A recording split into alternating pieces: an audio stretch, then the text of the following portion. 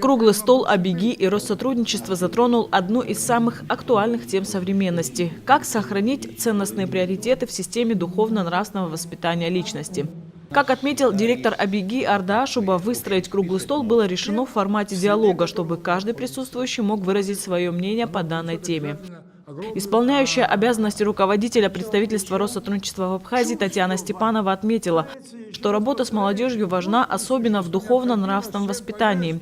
Первому слово было предоставлено руководителю Центра стратегических исследований Олегу Домения. Сфера, которую вы поставили в качестве повестки дня, она является фундаментальной, человекообразующей. Человек есть духовное существо.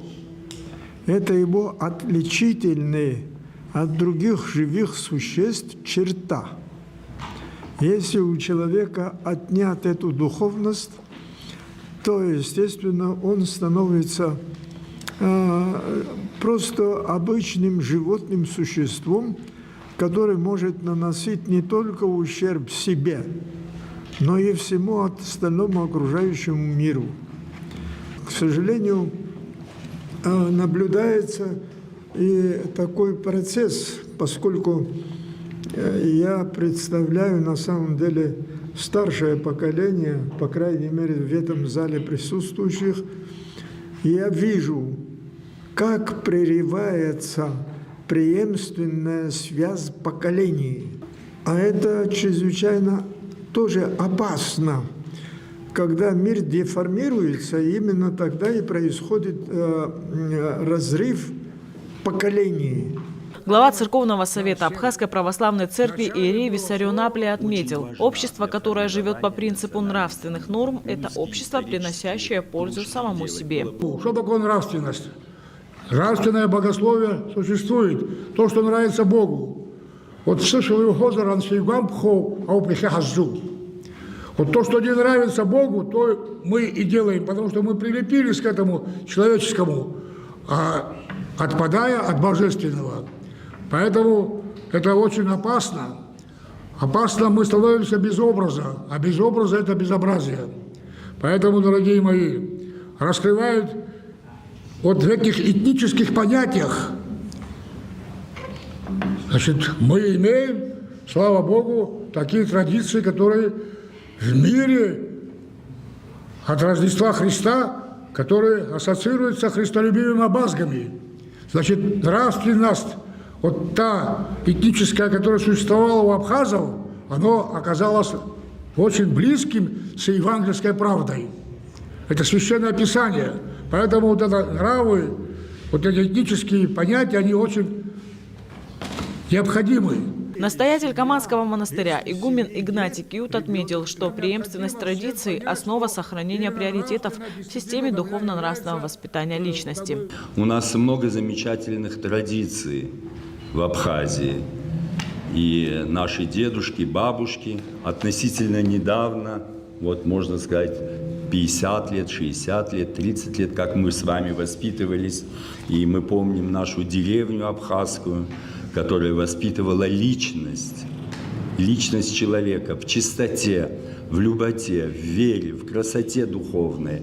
Но, к сожалению, вот как сказал Олег Несторович, трансформируется, идет деградация, бесспорно идет деградация. Но чтобы не было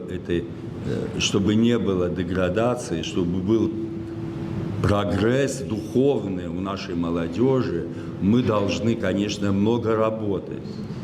И самое главное в преемственности и в исторической науке, самое главное – это любовь к родине, любовь к отчизне.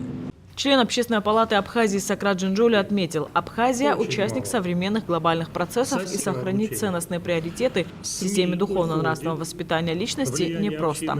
У нас по-прежнему, как я говорил раньше, остается на вооружении абсурда. Но вы знаете, трудно это как-то вместить во что-то в виде какого-то труда. Ведь абсурд – это что такое? Это все, что пронизывает жизнь человека. От рождения и до смерти. Абсолютно все сферы жизни пронизывает. Поэтому это особое, это уникальное такое явление, которое, так сказать, воспитывает, оно сопровождает человека всю его жизнь. Ну, государство среди приоритетов это должно самым главным приоритетом быть. Поэтому общеизвестно, что для этого государство что может создать? Оно может способствовать улучшению связи семьи, школы, детского сада, высшего учебного заведения. В общем, сделать все для того, чтобы создать на территории своего государства вот такое своеобразное, знаете, пространство, что ли, воспитания, единое такое пространство. Без этого разобщенные какие-то усилия, они не приведут. Директор Всемирного фестиваля молодежи Юлия Красцова подчеркнула, что при формировании приоритетов в работе организации был запрос от молодежи. Для этого на различных площадках проходили встречи с абхазской молодежью с целью узнать круг их интересов. Мы выступаем такой площадкой, на которой каждый студент, молодой человек, молодежь у нас в таком широком понимании от школьников до уже работающей семейной молодежи. И для каждого мы стараемся подбирать, организовывать мероприятия. У нас проходили совместно с обществом знания мастер-классы по ораторскому мастерству. Очень откликнулось ребятам, спикер был очень интересный. Выступающие сошлись в том, что в частности существует необходимость выработать механизмы повышения значимости науки, образования и культуры в процессе воспитания личности. Анастасия Никонова, Владимир Капуза, Абаза ТВ.